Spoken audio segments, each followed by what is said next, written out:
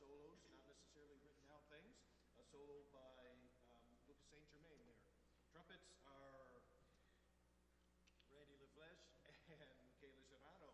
So we're going to introduce our saxes after this one. It's after Christmas time, but what the heck. This is a Christmas tune called Away in a Manger. A bit faster.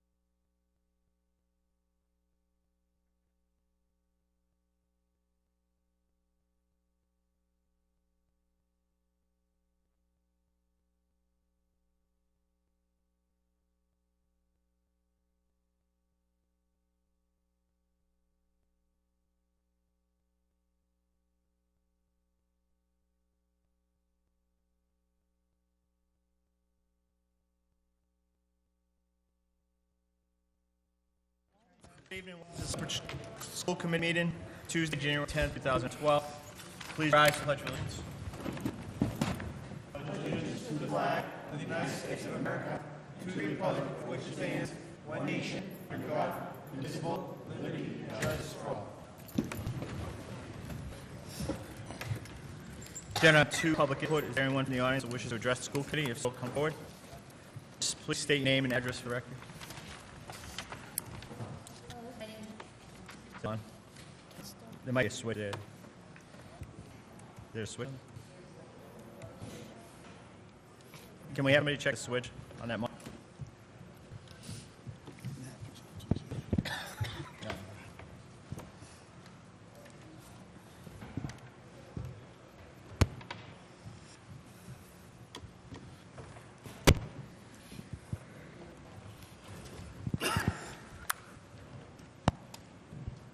Sounds like on. I made it.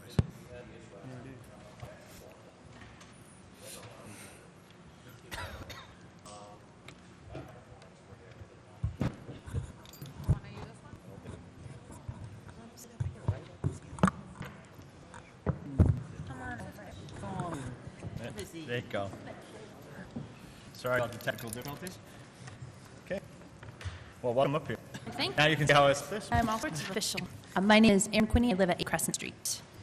And I had a question regarding the red, yellow, green sticker chart, that's reportedly star chart that the classes are doing. I've heard lots of different things. I didn't know if anybody could address that. I am not aware of it. What school is that? I heard it was a district-wide policy. And what is And red? it was implemented by the state because we were a failing district. So there's all sorts of rumors going around about this Oh, red, yellow, green Rumors star have not chart. reached my office yet. Okay. Now have officially reached my office. So it's red, yellow, and green. Red, Yes, yellow, and green. reportedly each child is given a star. They put their star in the red, the yellow, or the green, and they're supposed to be aiming to hit green. Diane, you know anything about that? Okay. All right. Well, we'll definitely take a look at that, and if you want to follow up with. They do something like that. I know that for each individual student, right? Each student gets their own sticker that goes on this red, yellow, green chart. No, I don't know. We'll look into it. Okay. And then I just had a few comments to the committee. I've been invested in the school committee, shall we say, for the last 2 years, and my child has been a part of district. And in that time, I've heard a lot of discussion about parent involvement or lack thereof, and transparency on the part of the school committee. However, in trying to access information regarding the school committee, I find that very challenging, given the school committee district calendar has nothing on it. The last minutes agenda are from July 13th of 2011. Given that we're in January of 2012, I think if you would like parents to be involved and invested in what's going on, having access to what's going on, that information would be helpful. And personally, having been involved in a reconfiguration several meetings, I was rather disheartened at kind of the way that the process went thus far in having presented all the information, having attended several meetings, and all people that were committed to doing that. And then to sit and listen to the final reasoning for asking for the financial information on this particular early childhood and 1 through 5 system was based on it worked well at Trinity, and when I went to school, that seemed to work for us, as opposed to hearing from school committee. The information that was presented by the reconfiguration committee said this is in the best interest of the kids based on research, based on the last transitions for kids, the better they do educationally. So that's just a personal reflection that seemed like you want parents to be involved, yet when people put their time, effort, and energy forward, it doesn't seem to make an impact. So that's, I just wanted to say from my perspective. Okay. Thank you very much. Well, thank you for this comment. One, I'm glad you did bring up the website because I did notice I was actually on our own website the other day because I wanted to research some minutes, Yep. my own, because otherwise I'd come to the office and I didn't notice that some of the minutes, well, a lot of the minutes weren't updated. I know on the superintendent's website, he has a lot of the information relative to the configuration of the district. And even that, it says that they're having a meeting on October 23rd. Right. They were at, we're in transition with secretary at the superintendent's office, and with the tech department being reconfigured, we are behind something. It's not an excuse, but those comments are well taken on that. But in echoing to your fact about parents' involvement on that, I think as a committee, we did express our thanks and gratitude to all people that participated in that process. And we did, I know directly, because I was the one said about Trinity, directly. I go by on, I know, based on the information that was presented to the school committee, there was no recommendation that came from that group. So I was saying, I know in my heart what my decision is. Right. And I know, I think we always try to make decisions what's best for the district.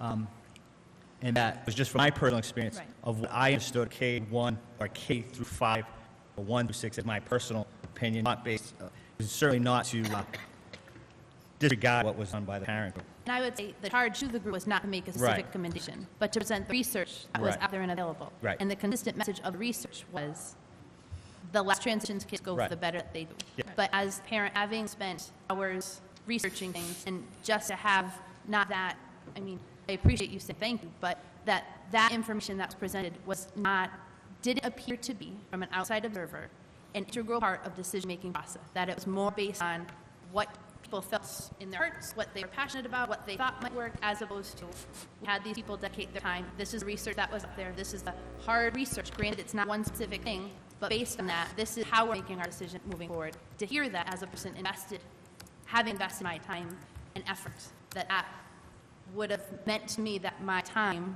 my effort, and the information that was presented was put to some use, and not just, thank you for spending the time doing it. This is what we feel in our hearts, and this is what we're going with. Okay. Mr. Lau? I would just like to apologize if I came across that way. I have to tell you, being on school committee for some amount of years, studying that, I did a lot on my own. But I also had a very long conversation with committee member DeGregorio, not on the air, about the research that did do. So when the discussion came up, I did get a lot of that feedback that you're talking about from DeGregorio, but it wasn't on the air, and I was very satisfied with everything that group did. And it didn't want to come up with a recommendation, as Dave said. So if it came across that way, I'd like to apologize. Maybe I should have elaborated. A lot of times, like the officials elaborate stuff that they already know, and I just did do that. And I think when you're asking people to be involved, and you want more people to be involved and invested, to utilize that information publicly, that was part of the process, may inspire people to want to participate more, as opposed to being disheartened that that was part of the decision-making process. Absolutely. Thank you. Anything else? Mr. Moriarty? Good evening. Mr. DeGregorio always said he was going to have a team of 5 for you to play with ball indoors. Sean Moriarty, 40 from Maggie Lane here in town. I'm actually here, same as I was last night at the town council, to kind of issue a challenge of sorts. The Southbridge Little League is putting on a 3-part fundraiser later this month, January 28th. I know after the fact it's a little bit of a conflict of schedule with Mr. Lazo and Pop Warner people, that apologize on that. So January 28th, it's Saturday, later this month, the Little League try and help out, raise money, and try to keep registration rates as low as possible. 3 different parts. The first part is an indoor football tournament. I know I've put together some of these in the past for Aiden Cipro, local girl. I know Mrs. Woodruff has played. I know Mr. Lazo put in a team a few years ago. I apologize if anyone else here did that I forgot you. So putting together, the first part of the day would be the wiffle ball tournament. There's a spaghetti dinner after that, followed by the early evening a game show night, include cash prizes, whoever was there. So it's basically just 3 different parts, trying to do something a little bit different, trying to do something that may not necessarily be on the back of the parents and the kids that play in the league. 200 to 300 kids every year playing. Obviously, most of them Southbridge students. A lot of them kids you're trying to work with and service and help out as well. And we're just hoping that school committee members, teachers, somebody out there watching will take interest, help out, listen to the kids. Even if it's just showing up for dinner, it's only $10. The dinner part, every little bit helps. And the more parts you do with this, there's 3 different parts again. So the more you do, the more you can kind of save by bundling, if you will. Same sort of idea. Basically, if you do the wiffle ball and game tonight, the dinner's free, things like that. And just hoping to see some people take an interest and help out. Thanks. Also, before I forget, if you have any questions, you can go to SouthbridgeLittle.com. You have a limited number of teams, right? For the football tournament, because we're using Charles Street Gym there, we're kind of limited as to how much space there is, and especially the amount of time. So we're looking at a cap of 10 teams. Fewer teams, more games each team would play. But fiscally, obviously, we're hoping for as many teams as possible. So 10 teams for the wiffle ball. Dinner is as much as we can feed, and then game show night, as many people come out, the better. The more people that come out, the more the pot will be, if you will, for whoever wins the game show stuff. Meant to win at Jeopardy, that kind of stuff. Thank you, Sean. And given the fact that I don't have to run any bases, I think it's pretty good for old guy like me. So thank you. All right, is there anyone else that wishes to address this committee? Anyone else? Let's call. Anyone else? Seeing none, call the meeting to order. Roll call, Ms. Secretary. Mr. DeGregorio? Present. Dr. Minkle? Present. Mr. Jovian? Present. Mr. Lazo? Present. Dr. O'Leary? Present. Mrs. Principe? Present. Mrs. Woodruff? Present. 7 present. All members present. Item 5, approval of minutes of the regular school committee meeting of December 13, 2011. Is there a motion? Second. Any corrections or omissions? Hearing none, all those in favor? Opposed? Abstain? Dr. Domenico abstain. Item 6, reports representative student advisory committee. Elena, good evening. Good evening. More and more seniors are receiving acceptance letters at Southbridge High School. We're greatly happy that a lot of us are getting our early acceptance letters in. Guidance is now helping us fill out our financial aid and scholarship applications. With the upcoming election, Ms. Prisco is helping students 18 years of age register to vote. We want to make a difference, so she's helping us do that. The girls' varsity basketball team is currently second in their division. The boys' varsity basketball team is working hard to reach the Clark tournament.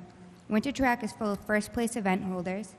SHS Lyrics has their first show choir competition February 4th at Shepherd Hill, and tomorrow will be parent-teacher conferences at the high school. Parent-teacher conferences? Yes. What time do those start, Helena? Those start, I believe, at noon. At what? Noon? Noon? Okay, thank you. Thank you, Helena. Introductions. Mr. Ely? Yes, I'd like to take the opportunity to introduce my new administrative assistant and human resources manager, Catherine Katie Joris. Katie, you want to stand up and come up here and introduce yourself? And Katie is coming to us from an HR position with a security company and has just started on the 6th, so she's still learning the ropes and figuring out what her job is. Hello, nice to meet everyone. I'm Katie. Hi, Katie. Nice to meet you. Welcome. Thank you. Look forward to working with all of you. Anybody have any questions Any they'd like to ask her? Just a quick comment. I'd wish you the best of luck working with Mr. Ely in the front office, and if you have any problem with Mr. Ely, feel free to contact the school committee. Thank you. Thank you, Katie. Welcome aboard. We look forward to working with you and being in touch with you. Thank you for Great. coming aboard and working with us. Thank you. Thank you. Nice to meet you. Thank you. I also have tonight our new director of mathematics, Tammy Perrault. Tammy comes to us from Chicopee, where she's worked quite a few years as a teacher at the high school, middle school level in mathematics, as well as a coach for the middle school teachers. And Tammy will be starting on the 16th. So, Tammy? Hello.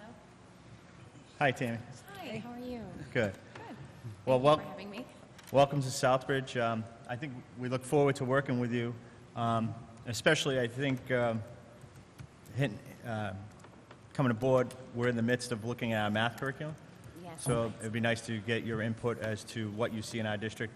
Absolutely. As you may be aware, we went down the road of everyday math, and there seems to be a change to that or enhancements to that, so we look forward to working with you on that. Yeah, absolutely, and I look forward to being a part of that change with Southbridge, so thank you for having me. Thank you. Welcome aboard.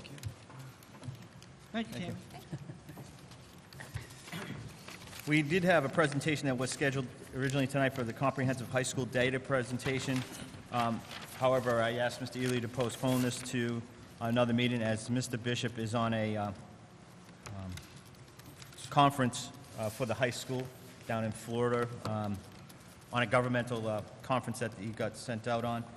So I asked that that be postponed to another meeting, because I think it's important that the high school principal be here for that presentation. That also will include middle school data, and if we can get it done elementary at that time. So we'll expand the data now that we have a little longer to get it prepared. Okay, very good. Report of the superintendent, Mr. Ely. I don't have a report this evening. Report of the business manager. Good evening, Eric. If I may indulge the committee and pass down some information regarding the December financial report for the district. I would note a couple of things about this report, and certainly as you take the time to go through this, and I do apologize for not getting it in your packet in advance, certainly please ask me questions, email me, give me a call, or whatever. I would say the report before you, again, projects that we will continue a budget freeze for the foreseeable future, probably through the end of the year, but as things change, we may be able to loosen things up later in the year. Again, at the very last page, you will see some, I guess I'd call them anticipated expenditures that aren't encumbered, but we need to project at this moment in time may be involved. One of those expenditures we will talk about in an executive session tonight. It is of such a nature that we do need to discuss it in an executive session. I would note briefly in revenues, we've been very late this year, all districts across the state, but including us, in getting some of the grants approved, and some of the grants that have been already approved, we're now getting notifications they're being reduced. So that is something that we are coping with, and again, we're trying to deal with in these projections. We also completed an audit of our circuit breaker. We will get a reduction in circuit breaker of a little over $16,000. In talking with other business administrators around the state, and frankly from my own experiences in the past with the audits, this is, I would say, sort of average for what districts sometimes find when they go through that audit. You know, when you get, again, when you get into the vicinity of $500,000 worth of circuit breaker annually, that's the type of thing that can happen from an audit.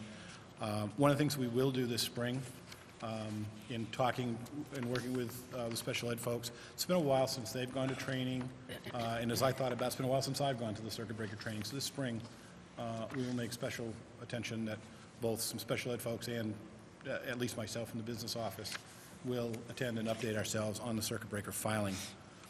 I am projecting a positive fund balance right now of $3,616. That's actually a little better than the last time I talked with you. The actual projected balance right now is $326,000, but as I indicated, there are a number of things that we really have identified, whether they be in relationship to the building project and things that we may need to spend this year but aren't part of the project, things related to the possible reconfiguration of the elementary schools, which we talked about, I believe, when I gave the report in December. There are some things like an inventory, like some work on the redistricting, and just it's prudent to always have a contingency against the unknown. All those things together really kind of eat away very quickly at that $320,000. So hence you can see again on that last page how I arrived at my numbers. Again, I would encourage you to take the time to go through that. One other thing I would like to note. We spent a lot of time in this particular report going through the instructional salaries area, because it's the largest single area of the budget, frankly. So it's pretty important to get it right. One of the things that we did note in doing that is because it's literally today is the first day we've been able to start working on journal entries to take folks who have been carried in the budget, who are going to be charged to a grant, and begin to move those people off to the grants. But also in working through that process, I found a potential small glitch in KVS, nothing that we can't fix and nothing I didn't account for, thankfully. But it is something that we needed to account for in our projections. And basically the bottom line is if I showed you the detail of the 2,300 instructional salaries and I released that publicly, it would be very confusing right now. And so I chose to suppress that in this report. You will get that detail corrected, completed, and accurate for your next report in February. Questions? Questions? If not, moving on, just to update you on the fiscal year 2013 progress, we are making that conversion to a comprehensive budget model. It is going a little bit slower than I had hoped. However, I am optimistic we will still be able to keep on track. My staff is actually helping me in learning the process at the same time, which is actually very useful. It's useful for them to understand the new budget process. It is actually one of the ways that we learn some of the glitches that we need to correct and just where people are allocated in the current budget year by going through this process. But I just wanted to know that it is ongoing. We're at the point now where we've almost got the entire base template created, and now we're kind of going back through and doing the edits and making sure we've got those preliminary proposed numbers right. We'll be reviewing that with principals, and then obviously Eric and I will be reviewing that to come up with a proposal ultimately for the committee to consider. And if there are no questions there, I would just, to move to number 3, just an update on the bid process for technology and furnishers, fixtures, and equipment for the new middle high school. We're at that point where we're starting to do the stuff, some of the owner responsibility items. And the two principal items, of course, are the technology and audiovisual equipment and the furniture, fixtures, and equipment. The first of those bids has actually been on the street since beginning of December, has come back in. We're actually going to be having a meeting tomorrow, but I thought it was a good opportunity to inform the committee that the process of accepting these bids is a little different than what you might normally be used to. And I would explain it this way. If we, for example, were to, as a school district, issue a $500,000 invitation to bid for technology, those proposals would go out. They'd be advertised just as these were. They would come back in. We would evaluate them. We would make a recommendation to this committee, and this committee would approve that bid.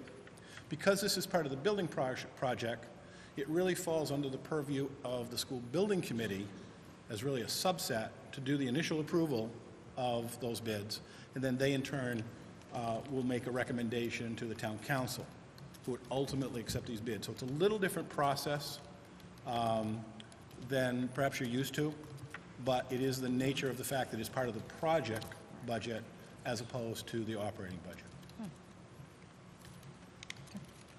Thank you. Any questions? Seeing none, moving on to school committee actions. Item 1, vote to approve a resolution adopting a new district elementary school configuration plan making Eastford Road School an early childhood education center housing grades preschool, kindergarten, and readiness first grade students, and both Charlton Street School and West Street School elementary schools housing students in grades 1 through 5 beginning in the 2012-2013 school year. So moved. Second. Discussion? Mrs. Woodruff. Thank you, Mr. Chairman. This is a very hard decision for all of us to make, and I've done my research the best I can in the small amount of time we've had. I've gone over the reports of the committee that we did have together with Mr. DiGregorio and looked at all those options and the pros and the cons. I have spoken via email to teachers. I tried to reach out to them that way, and I have received responses, both good and bad. And I believe that a reconstruction is appropriate and something we should try, but I don't believe it's appropriate to begin at the same time we're opening a new middle high school. I think it's a lot of work to do to get all these buildings put in the right places. I think that my opinion is we should get the one project done first and do that 100% accurately, and then start the second project. So I will not be voting on this evening if we keep it the year 2012-2013 school year. Thank you. Thank you. Any further discussion? Mr. Lazo? I, too, have done some background research, and I sat down with the administrators at their respective buildings and talked with them. They're very confident about the 1 through 5 change. When it came to the parents, I think it was overwhelming to go to 1 through 5 to the parents that I've talked to for the convenience of the involvement of their kids, especially for the families that have more than one child in the system. They would be at one building. The real stickler that I found was with the personnel, with the teachers. There were just a lot of rumors going around and talk about, teachers moving to different grade levels. I think that what has to happen, I'm ready and prepared to vote on this tonight. I do have reservation on how quick we're going to do it. I think that we can do it at the same time as we're doing the high school. It's two totally different setups, two different levels. You have elementary and you have secondary. Secondary is already planning their move, and I think that if the superintendent can probably speak to the issue of, in talking with the administrators and talking with parents and teachers, how is this going to come about and make me feel real comfortable that we can get it done? I don't want it, maybe it's going to be like the NFL draft. Two administrators sit down with a superintendent and you start drafting teachers to one building or another. Is it going to be good for kids? What is the process? How quick is the process going to be? I think my reservations are more in personnel and where they end up and how we are going to work this to show them some sort of stability and a comfort level in this process.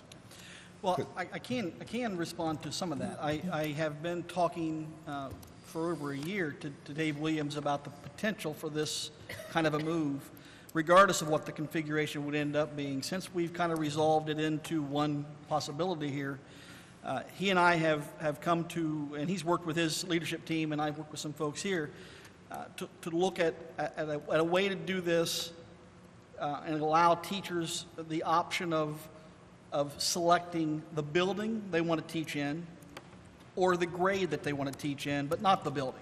So what we're looking at is the current contract language, which covers a lot of the issues of where teachers end up, but also kind of refining that and making the process not a draft, but a teacher option kind of process. Where if a teacher really is currently teaching third grade and is just adamant, I have to teach third grade, I don't care where, then a teacher will have that option. If a teacher says, I have to teach at Charlton Street, then a teacher could say, that's my priority is teaching at Charlton Street, not necessarily the grade level that I teach at Charlton Street. So the principals then would have the ability to work with the teachers that get selected into their buildings and the grade levels to fill the grade levels out. Terry and I have been working with a couple of different avenues to get the town laid out and our student body will be in grades K through or 1 through 5, integrated into a system that will allow us to figure out where the line would be and where the boundaries would be for a school tenant zones. We've started that process, and I think that's a process that has to happen very, very quickly.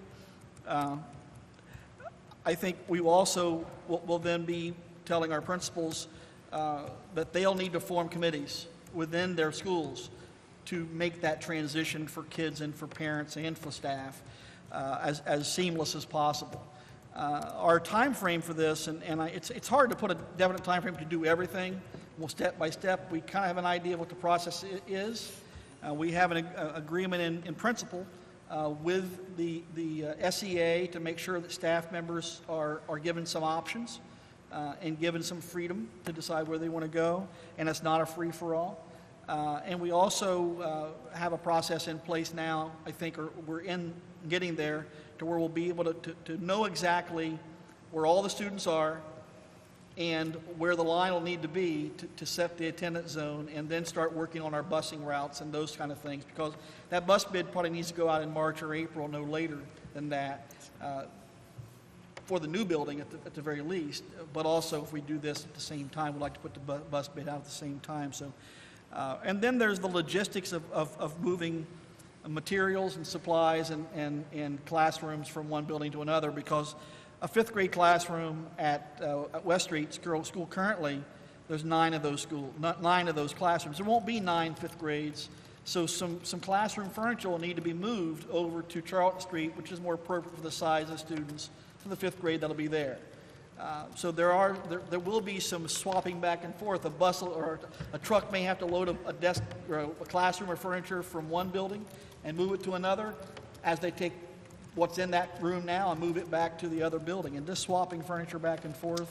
And then teachers will be asked to make some choices about what they take, because now is a perfect time if we make this move. And we've already told our middle school and high school teachers this. It's time to what I call creatively select what you abandoned. In other words, all the pack rats out there that have been collecting things for 30 years will need to make some decisions about what they take and what they leave. So it's a perfect time to start kind of getting rid of some things that just aren't used anymore. From a technology standpoint, our current plan would be to leave the technology where it sits in all the rooms, and then once we get into the next school year, start looking at the current technology in the middle and high school buildings, current middle and high school buildings, and then transitioning it into the areas of need in those new elementary schools. So that's sort of the overriding plan. Can it be done? Absolutely. This is just a matter of logistics and organization. Does it take a lot of people working together to do it? Absolutely. We've even bannered around in my office the idea of having a moving day and having parents and kids actually help teachers box up their rooms and make sure that people get moved from one building to another. Just take a community day to move, because it's a huge logistical issue to move all these teachers and rooms around. But we're going to do it for our middle and high school anyway. So this just adds to the flavor. At what point do you get the administrators involved in this plan? Oh, well, the administrators we've been talking about it, but there's not a whole lot of reason to sit down and get the plan done until the decision is made that we're going to do this. If we're going to do it next school year, then I would anticipate, I have a meeting tomorrow morning with elementary principals. We'll start talking about it tomorrow morning. There's some other things on the docket for tomorrow morning, but we'll meet with our principals and get them very, very involved very quickly. I mean, and there's also, I want to point out something that's in this motion, and I wrote the motion because I didn't know basically all the things that I've heard about it, and that's that readiness first grade. And that's a concept that we've talked about internally for those kindergarten students who aren't quite ready to master or move to a big building and be in first grade, but we don't want to hold them back because the retention research is not real positive for graduation.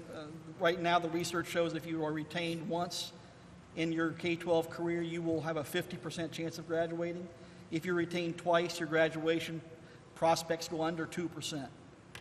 So retention doesn't work. What we're looking to do with this readiness first grade is to do the intervention stuff really early with those 5- and 6-year-olds before they go forward into first and second grade and have a chance to not succeed.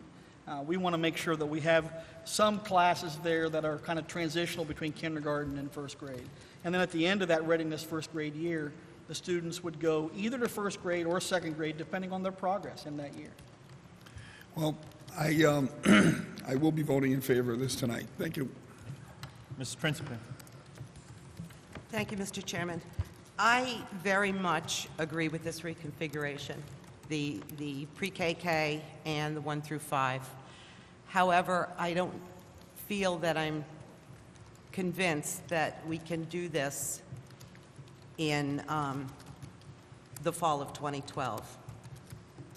One of the things that concerned me, and I brought it up at the last meeting, was an equity between the two 1 through 5 schools regarding English language learners, special ed, and Title I, that there needed to be an equity between those two schools.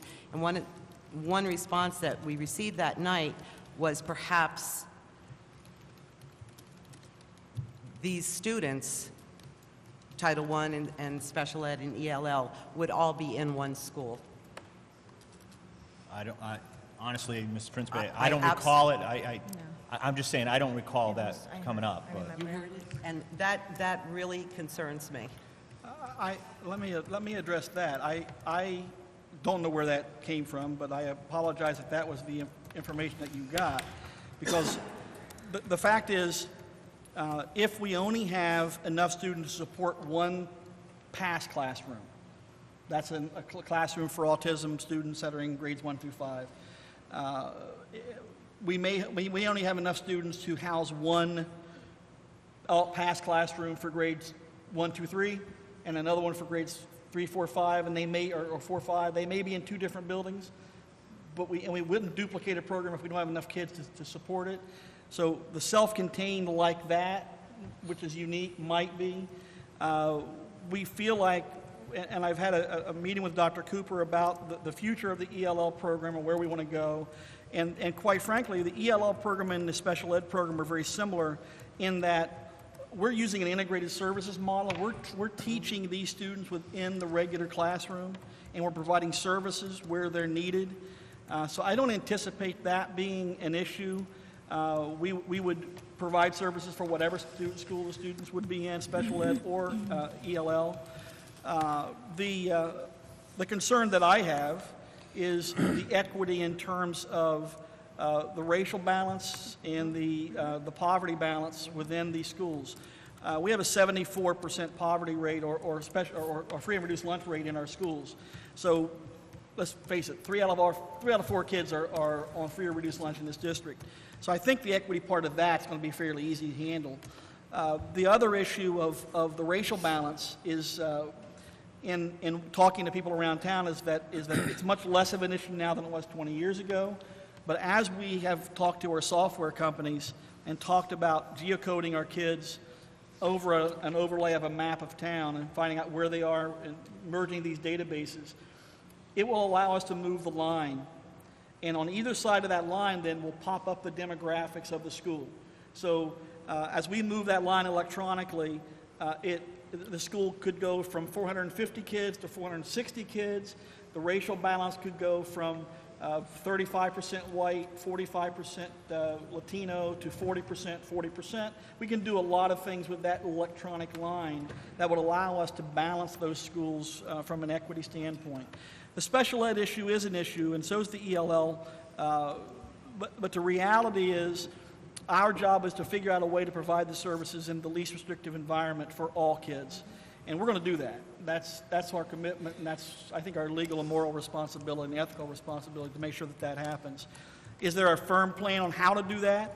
And is there a cost attached to that? We think we can do it with our current staff. It won't be one building's a special ed building. It won't be one building's an ELL building. It will be an integrated approach to a student body. You have a follow-up question? I do, through you to Mr. Wiggins. Yes. Our current bus contract for elementary, it was 3 years. Is it up at the end of 2012? It's actually, the current contract is a one-year contract. It is up this year. We will be bidding it out. So we had a 1 year, Yes. and That was in anticipation, I believe, initially of the new school, but it actually makes sense to do that also in light of you were discussing reconfiguration. So it's we'll be able to, the advantage of doing both things at once as far as transportation goes is we'll be able to incorporate all of that into that bid initially. Yeah, the conversation last year between the former business manager and myself was, we have a lot of change coming, and we just happened to have a bus bid that was expiring last year. We had to go out to bid by law. We couldn't extend the contract. I wanted to extend it. The Massachusetts laws won't let you do that. So we put out a one-year bus bid. If we don't do the reconfiguration of the elementary schools, we still have to go out for elementary school busing for next year. If you make this a plan for 2013-14, then it's going to get a little hairy for somebody to write that bus bid, and it's probably going to be Mr. Wiggin, only because I don't want to do it. It all flows your way this time. I'm very creative when I write these things. So we do have a plan to deal with that, but the issue really here is we need to put a bus bid out, and the longer, if you can put a 3-year bus bid out, you're going to get a better price. That's for sure. Yeah. Ideally, what we would like to be able to put out is a base bid of 3 years with the school committee option to redo for up to 2 additional years. You have to do that annually, but then you could conceivably have a contractor if you were happy with them for 5 years. I believe that's what we did the first time around on the 3-year bid. So, Mr. Lazo? Well, I think as far as the busing, this 1 through 5 concept just didn't pop up this year or last year. This has been in the chute for quite a while. That's why I think it's time to move on it. But to the superintendent and through the chair, I share the same concerns as the 2 previous speakers. I think what our problem is what we don't do well here in the Southbridge school system is reach out to our administrators early, reach out to our teachers early. I understand you're talking to Mr. Williams, and with all due respect, I think that we have to take more of a leadership role as far as putting the facts out so the rumors don't start, such as all of SPED is going to be in one building. The demographics are going to put everybody that lives in a low-income area in one building. I think, Eric, we have the right idea. I think you've got the right plan. I think that we as a community have to somehow, especially as a superintendent and school committee, get to our administrators and start getting this information out on the ground first thing tomorrow morning if this passes. Because what's happening is we're allowing the imagination to go to work, which isn't based on knowledge sometimes, and I think we create our own problems. I've seen in past years, and I think this one here is a success story, but it has to be, teachers and administrators have to take ownership to this. It can't be force-fed. Mr. Ely? I want to clarify that just a little bit. I categorically disagree that our principals and our teachers haven't been involved in this. We had many teachers involved in that committee working on, and many of them are here tonight. Any teacher who wanted to be involved was involved. We've been talking to our principals since I've been here in August of 2010. It's one of the first things I talked to them about. So I absolutely disagree. If there are rumors, they are most likely caused by people who don't want it to happen. So I think you know, just the reality is some people who don't want something to happen try to manipulate the situation. But we have kept people informed all the way through this. And I can't not say that. I have to say that. Thank you. Anything further? Mr. Gregorio. You know, change isn't easy. Is never easy. When we were charged as the curriculum subcommittee to do this, I remember coming in here with this group of people, and quite honestly, the very first thing I thought was, why are we even here? Why are we doing this? Nobody really told us why we were doing it. Just simply that we were charged with looking at these different configurations and coming up with some kind of idea as to the effectiveness of each. And it was difficult. It was difficult to sit here and make my own decision because everybody presented something differently. And it took a lot of time. This wasn't a one-meeting deal. This was several meetings, and a couple of the configurations didn't even make it to the final cut. They were basically discarded early on in the process. About two-thirds the way through, I had an epiphany that the reason that we were doing it was to improve the school system because, quite honestly, less transitions were better. That's what we came as a conclusion. I mean, there was no doubt. It wasn't like something that was still theoretical. It was factual. Everything pointed to it. And by doing the configuration that's in front of us, those transitions are reduced considerably. Hopefully that's going to impact our school system in a very positive manner. I find it hard to believe that teachers are not aware of what's going on. As an ex-teacher and as a husband of a teacher who's been teaching for a long time, I have a pretty good insight into how teachers think, and teachers want to be involved.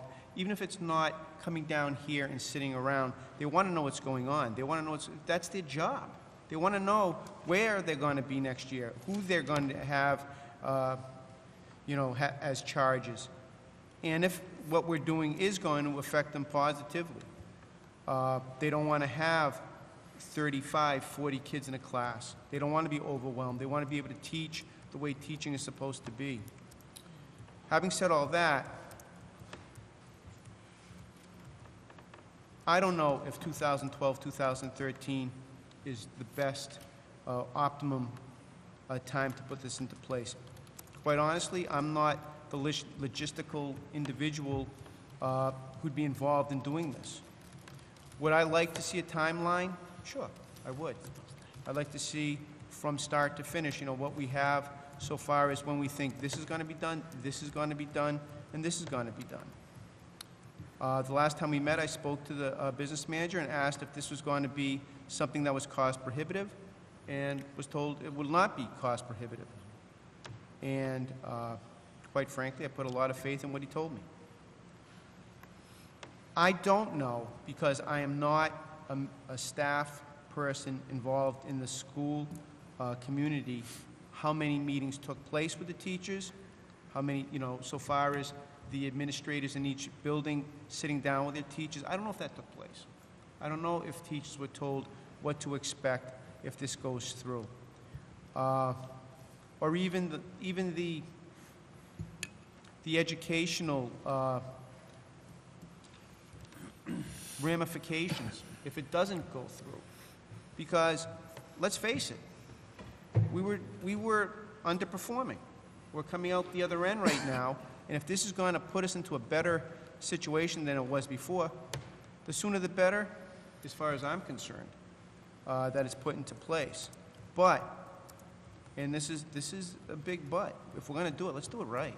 Let's get it done and do it right, because you rush into stuff, and we've all seen what happens when we rush into stuff.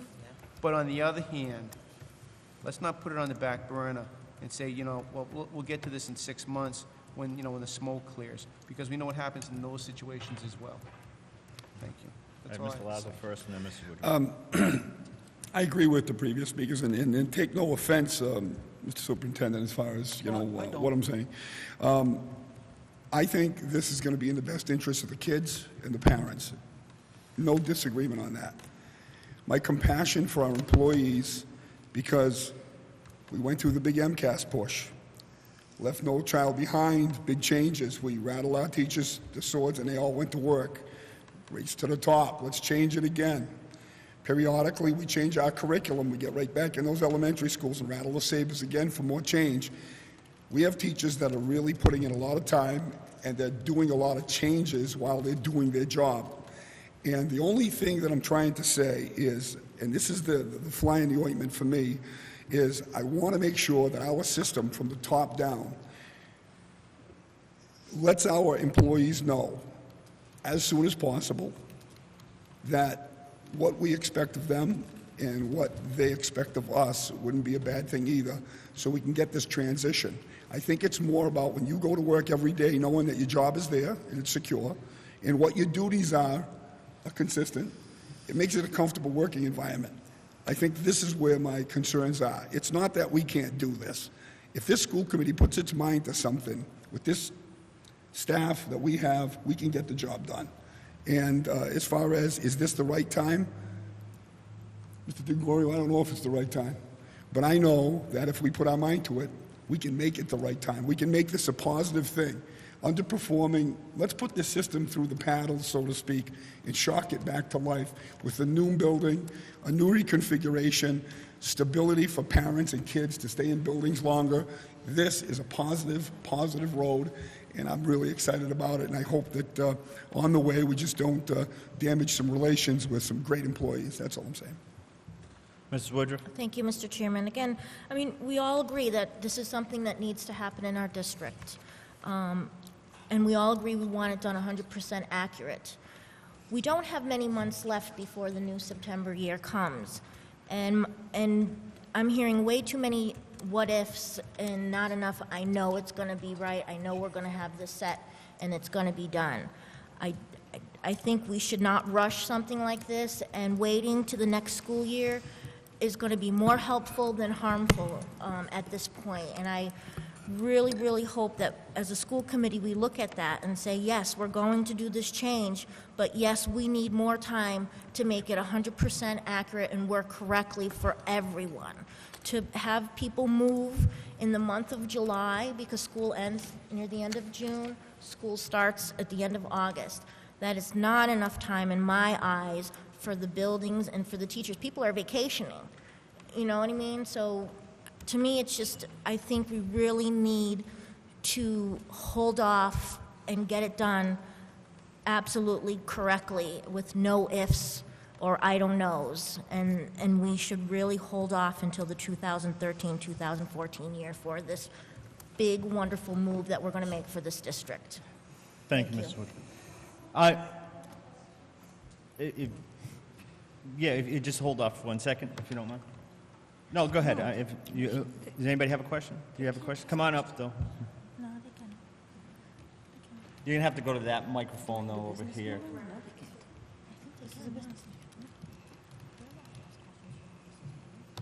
My name is Charlene Cloutier. I'm the art teacher over at West Street. I've been in Southbridge for 18 years. I started out at K1 at Eastford Road for my first 3 years, and since then I've been at West Street. I love teaching 4th and 5th grade, and what I see with having 2 grade levels in each building is I see people that are focused on specific grade levels that meet together, they have their common planning time, they're focused, they share ideas. It seems like a positive thing to me. What I would see happening for myself and for all the special area teachers is 3 additional grade levels being added to our schedules. Right now I have 5 classes a day, I have a 25-minute lunch, my classes are back to back. There's not a minute between. I'm painting, I'm doing paper mache, and to add those 3 levels, I mean, I have stacks of lesson plans, PowerPoints that I've been working on over the years that I've put hours and hours into. That's what I do every night at my house. And so I don't see that as a positive thing, because I think when you spend so much time focusing on a certain grade level, you get really good at that. And that's your strength. And the other questions that I have, I know that there was a seniority list that was posted in the teacher's room this week. I'm not sure how that comes into play with people getting to choose the grade level that they stay at, that they teach at. So I'm a little bit concerned about that. Not for myself, because I've been in the district for a long time. So that's one concern. The other thing is that if you look at the population as a whole in Southbridge, it's kind of a transient population. I'm estimating that maybe we lose 25% of our kids. They come, they go, they come in halfway through the year, they move away. So when you look at the whole picture, the town has a lot of people that come and go. Look at the number of apartments. You know, that's the population that we have. So I think that may come into play more than moving the kids every 2 years, you know? And I think that the parents, as for parental involvement, I think the ones that are going to be involved are already involved and will tend to be involved anyway, even if their children move from school to school. And my one other question, and I know I've heard it from a few people, is the Young Scholars Program that we have at West Street that has Gail Briggs and Mike Vesha's class. And I'm not sure how that would work when the reconfiguration would happen. So I have a few concerns about that. So, thank you. Thank you. The one thing I wanted to address to Mrs. Woodruff's point before about whether we can do this logistically or not. I mean, that's up to the staff to make this happen. I know full well I want to make a decision that's best for kids. I was involved in a school building project where we had to empty a whole elementary school so that it could be renovated and then put back in place for September 1. It can be done. I mean, we emptied an entire school of every piece of furniture, equipment, books, because the total school was renovated and there was addition put on. So it can be done.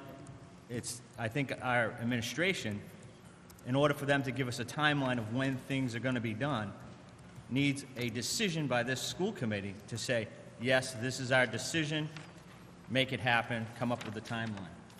So anything can be done as long as we give them the charge and the direction and the leadership to say this is what we want and this is what's best for kids. So I'm ready to make a decision on this. And is there any further discussion? Mr. Gregorio? Through you to Mr. Ely, I'm just curious if we have any answers to the questions that were just posed to us. Well, I would make some observations. One would be the advantage of having students in a school for grades 1 through 5. One of the advantages is all the staff members who are in that school know those children. And that includes the art teacher, the music teacher, the special ed teachers, the cafeteria ladies, the custodians, everybody. Everybody in the building knows the kids because they have them there for 5 years. So, yes, is there an advantage to having, you know, all your fourth grade teachers and students in one building? Sure. But we've already kind of made a decision that what we're doing from a results standpoint for kids isn't where we want it to be. So I think my response would be, yes, we are giving something up, but we're gaining something. So I respect what you know the teacher said. I respect what all the teachers said that have been part of this process all along. I think you'll find teachers who think a lot of different things about this idea.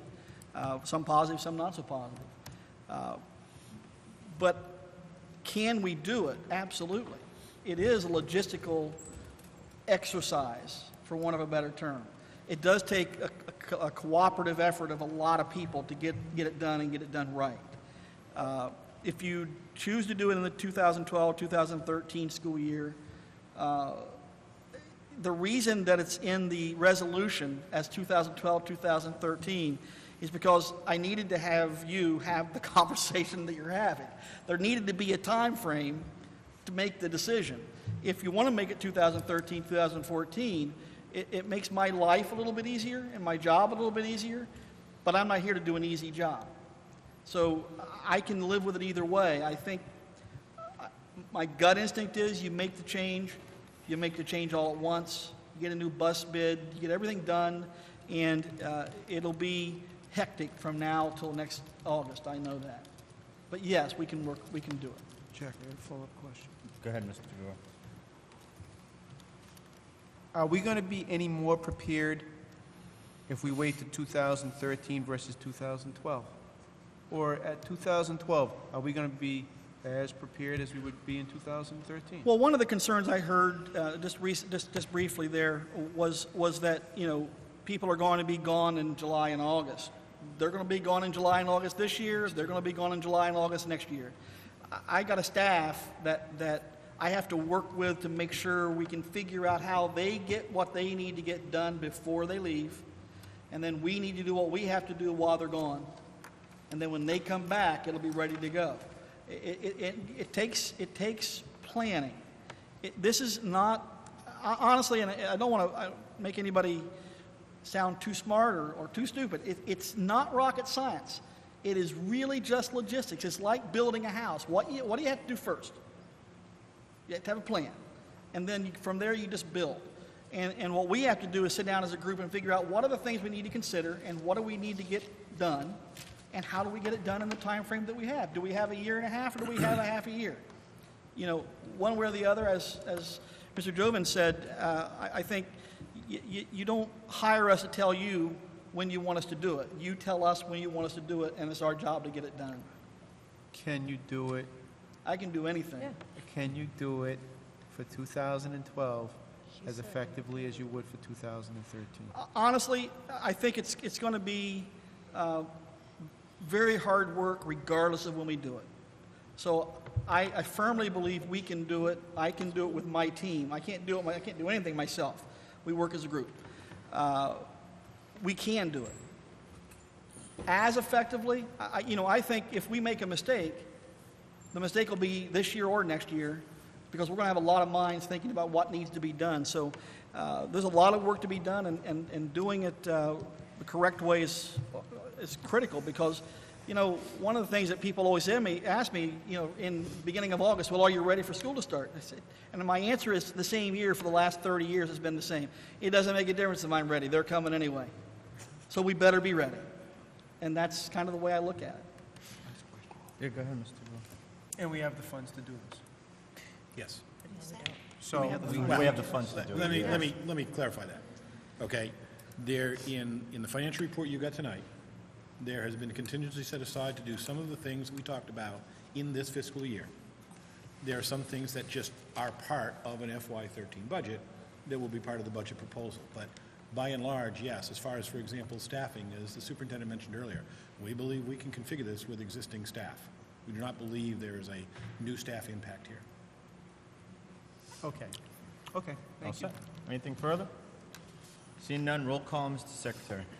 Mr. Lazo? Yes. Dr. O'Leary? Yes. Mrs. Principe? No. Mrs. Woodruff? No. Mr. DiGregorio? Yes. Dr. Domingo? Yes. Mr. Jovan? Yes. 5 yes, 2 no. Thank you. Motion carries. Item 2, vote to approve a donation of $200 from Schott North America Incorporated for the Charlton Street School Spelling Bee. Is there a motion? So moved. Is there a second? Second. Any discussion? I had an opportunity to visit the Schott North America last week with Mr. Montigny and Jeff Zangi and a couple other people from this office as well as their corporation. They've done a lot for Charlton Street School over the last year. They've had 81 so far up to the last week, 81 reading visits from employees at Schott.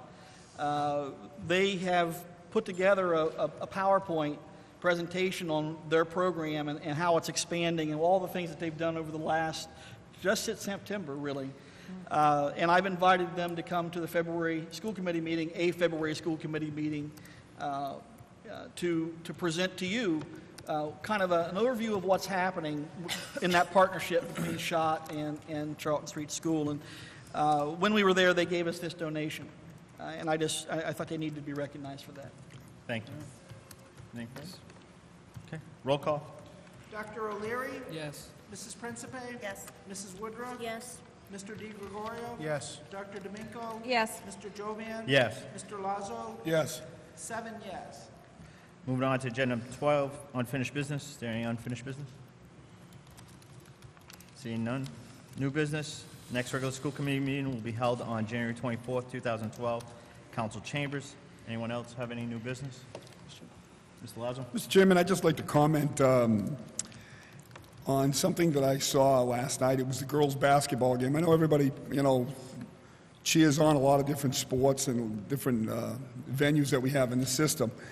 I cannot believe how improved the girls' basketball team is under the coaching staff and the output. The other night, they beat Grafton. It wasn't so much the victory as much as the girls' growth and development in the sport. It was, compared to last year, which I went to a lot of the girls' games, I've always told you, Mr. Jovan, that the girls' games are more exciting than the boys' games because it's a faster pace, and they just, the perfection that they put out on that court last night was something that I didn't see last year, and I think this year they are just a totally improved team. And to the public, you want to see a great basketball team, you go to Southbridge High School and you watch that girls' team. They are stunning. Thank you. Helena? It was overheard through a conversation with Mr. Davis that the girls haven't had a winning streak this great in the past 15 to 20 years, and that this record is one of the best records they've had since that time. Right, yes. I think this early in the season, you're right, 15 to 20 years, they've won 5 straight. So, and I think I bring this up at every meeting, and I just like to reiterate it, is the enthusiasm that the entire student body exhibits at the games. The boys squad there cheering on the girls, and just the overall change in the culture that continues to grow, and we want to see it continue throughout. The kids are very excited about the year. Just to that point on the sports, I believe it's February 16th. I would invite everybody out there to come to the last game at the Southbridge High Gym. I believe it is February 16th. The boys and girls varsity.